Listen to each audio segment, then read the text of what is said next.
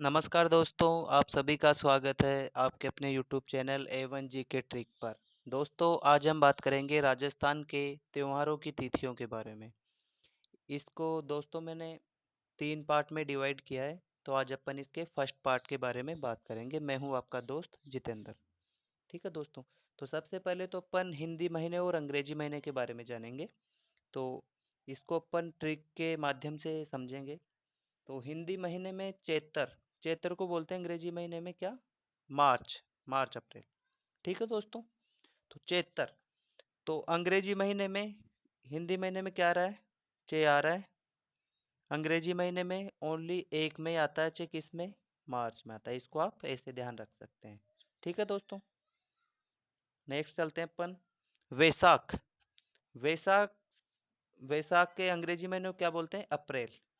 वैसाख से आपको ध्यान रखना कि वेश, कोई भी इंसान वेश बदलता है बार बार, तो आप उसके खिलाफ क्या कर सकते हैं? कोर्ट में अपील कर सकते हैं। क्या कर सकते हैं दोस्तों?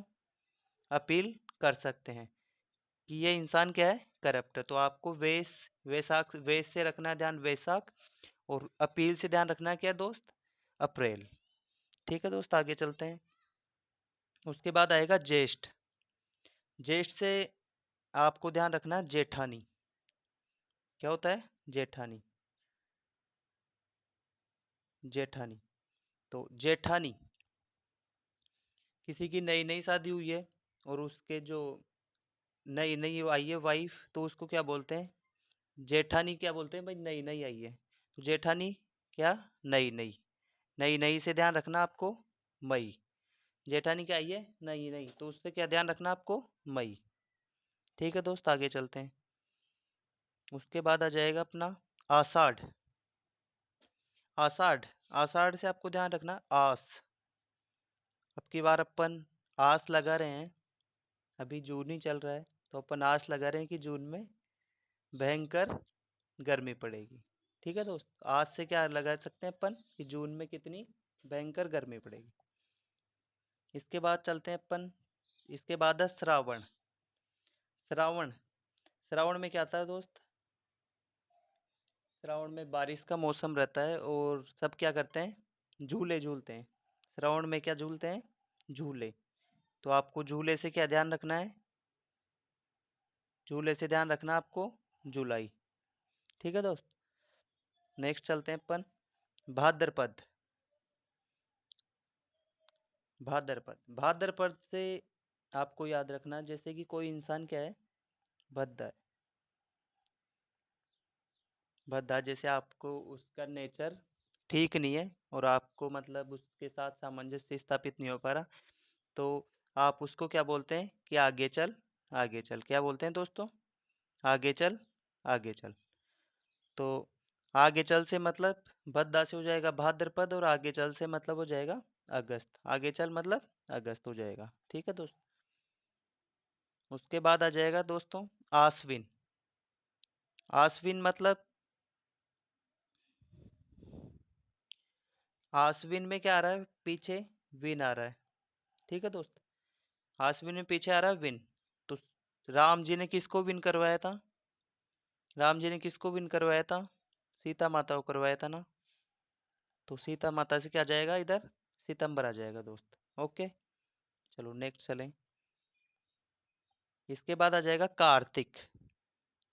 कार्तिक से मतलब, कार से आप याद रखो, कार्तिक से कार,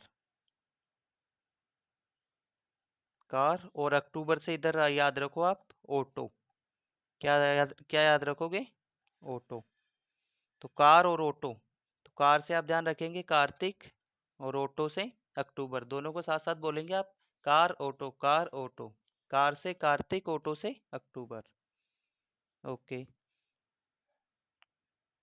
इसके बाद चलें अपन मार्गशीर्ष। मार्गशीर्ष को अपन अपनी लैंग्वेज में बोल भी देते हैं मंगसर। इससे क्या आता है इधर? अंग्रेजी महीनों में नवंबर। क्या आता है? नवंबर। अब जैसे आप मान लो किसी मार्ग पे चल रहे हो, किसी मार्ग पे चल रहे हो आप, किसी रास्ते पे चल रहे हो, तो अगर रास्ता गलत है तो उसको क्या करना पड़ेगा? आपको छोड़ना पड़ेगा, यानी नया रास्ता अपनाना पड़ेगा। यानी नया मतलब नवीन। नवीन रास्ता क्या अपनाना पड़ेगा आपको। ठीक है दोस्त। तो मार्ग से आपको ध्यान रखना मार्गशीर्ष, और नवीन से आपको ध्यान रखना है क्या, नवंबर ध्यान रखना है दोस्त। ठीक है दोस्त। नेक्स्ट चलें। इसके बाद आ जाएगा अपना पोष। पोष को आपको आप कैसे ध्यान रख सकते हैं पोष का। पोष का दोस्त आप ध्यान रख सकते हैं। पोष पोष से आपको ध्यान रखना है पोशाक। क्या ध्यान रखोगे, पोशाक। पोशाक ध्यान रखोगे। और आप पोशाक दिसंबर के महीने में क्या पड़ती है, कड़ाके की ठंड पड़ती है। क्या पड़ती है दोस्त, ठंड पड़ती है। तो उसमें क्या पहनते हो आप, 10-10 कपड़े पहनते हो, यानी 10-10 पोशाक पहनते हो कि अपने को सर्दी नहीं लगे। ठीक है दोस्त। आप कैसे ध्यान रख सकते हैं कि दिसंबर के महीने में बहुत ज़्यादा ठंड पड़ती है, इसलिए बहुत ज़्यादा कपड़े पहनने की आवश्यकता रहती है। ठीक है दोस्त, आगे चलते हैं अपन। माघ। माघ से आप ध्यान रखोगे, क्या ध्यान रखोगे, माघ से बाघ। माघ से ध्यान रखना आपको बाघ। जैसे एक साथ बोलने में अलग अलग एक जैसा लग रहा है कि माघ बाघ माघ बाघ। तो बाघ क्या होता है, एक जानवर होता है ना। माघ क्या होता है दोस्त, जानवर होता है। तो जानवर से आपको ध्यान रखना है जनवरी। तो माघ, बाघ से आपको माघ ध्यान रखना है, और जानवर से जनवरी ध्यान रखना है। ओके। नेक्स्ट चलते हैं। नेक्स्ट है फाल्गुन। फाल्गुन से आपको ध्यान रखना है इधर फरवरी। तो फाल्गुन में भी फ आ रहा है, और फरवरी में भी क्या आ रहा है, फ आ रहा है। इसके बाद अपन चलते हैं जो इम्पोर्टेंट नोट है अपना उस पे। तो विक्रम संवत।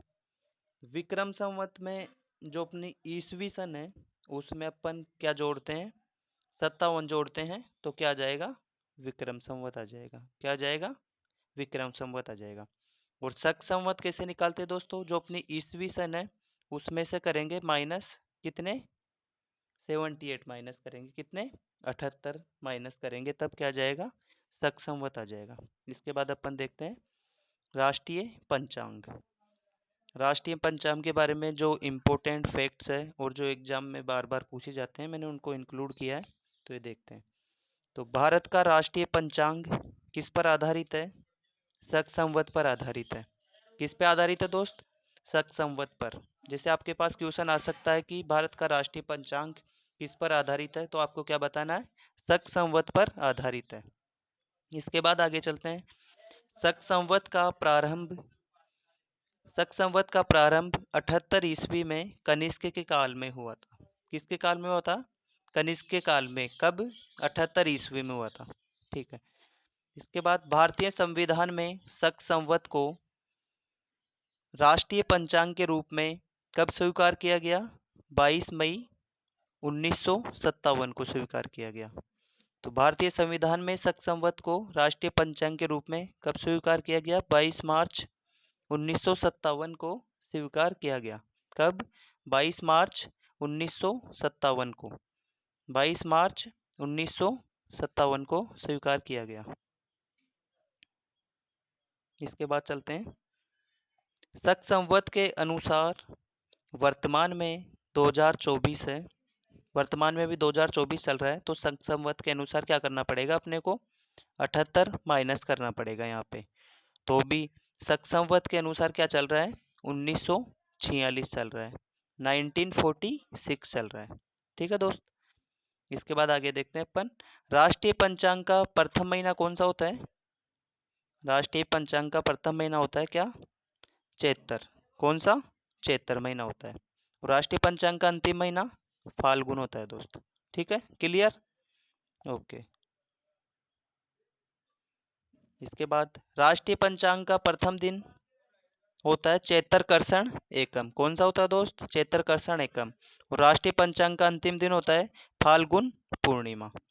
इसके बाद राष्ट्रीय पंचांग का कोई भी कर्षण पक्ष एकम से शुरू तथा पूर्णिमा को समाप्त होता है। तो राष्ट्रीय पंचांग का कोई भी जो महीना होता है, तो कर्षण पक्ष एकम से शुरू होता है, और पूर्णिमा को क्या होता है, समाप्त होता है। कहाँ से शुरू होता है, कर्षण जी आएंगे तब से शुरू होएगा, और पूर्णिमा को क्या होगा, समाप्त होगा।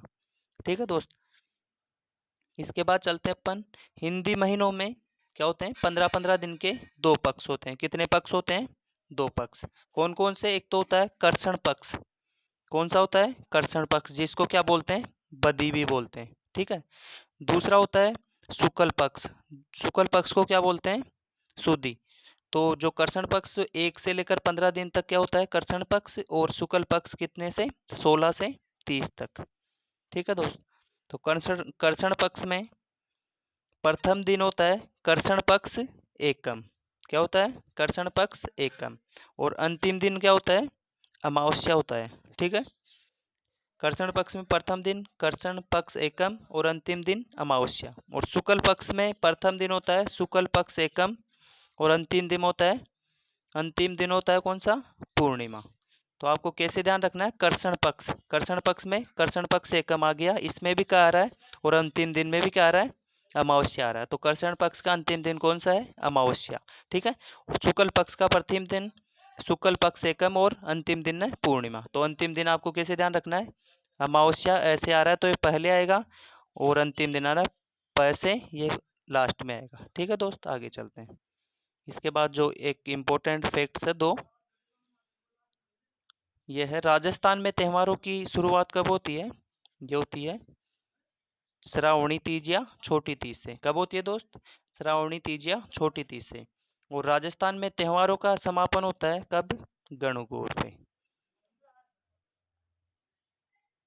कब होता है? गणगौर पे। तो राजस्थान में कहावत भी प्रसिद्ध है कि तीज त्योहारा बावड़ी ले डूबी गणगौर। तो दोस्तों आज इसी के साथ में अपन क्लास एंड करते हैं, और कल इसका पार्ट 2 अपलोड होगा। आप इसके साथ साथ में नोट्स भी बना सकते हो, ताकि आपको याद रखने में क्या होगी? आसानी होगी। मैंने सेलेक्टिव चीज़ें ढूंढी इनमें से, वही मैं लेके आया हूँ नोट्स के फॉर्मेट में। तो इसी के साथ आप पढ़ते रहिए, और वीडियो को ज़्यादा से ज़्यादा लाइक कीजिए, शेयर कीजिए, और अगर वीडियो अच्छा लगा हो तो कमेंट कीजिए। और कल अपना क्या आएगा? पार्ट 2 आएगा, और पार्ट 3 कल ही आ जाएगा। तो ये टॉपिक अपना कंप्लीट हो जाएगा। तो इसी के साथ जय हिंद, नमस्कार, राधे राधे।